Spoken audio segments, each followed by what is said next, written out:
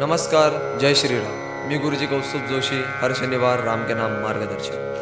आजपासून आपण 40 दिवस आपली जी हनुमान चालीसा आहे त्याच्या एक एक श्लोकाचं वर्णन व अर्थासहित समजणार आहोत. चला सुरुवात करूया.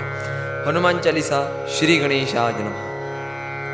श्री गुरु चरण सरोज रज निज मन मुकुर सुधारी वरण रघुबल बिमल जसु जोदायक फलचारी.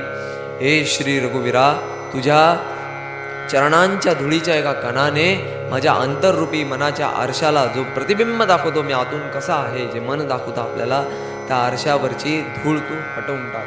बरण रघुबल बिमल जसूग.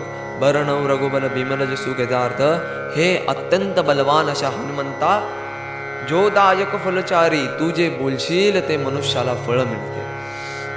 बुद्धिहीन तनुजानिके सुमिरो पवन कुमार. बल बुद्धी विद्या देव मोही हर्ष उकले सबिकार. बुद्धिहीन तनुजानिके म्हणजे मी एक बुद्धिहीन माणूस आहे, की मला माझ्या ध्येय काय आहे, आध्यात्मिक ध्येय काय आहे हे मला माहितीच नाही आहे.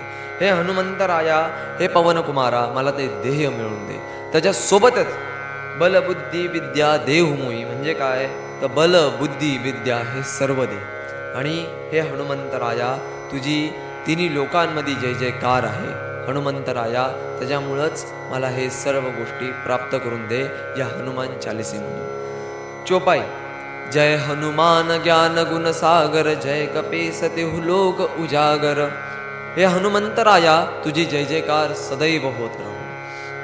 तू ज्ञान म्हणजे काय, तू ज्ञानांचा व गुणांचा एक सागर आहेस. तुझ्याकडं सर्व आहे. तू रामांसोबत पण आहेस, तर तू सूर्यदेवा सोबत पण आहेस.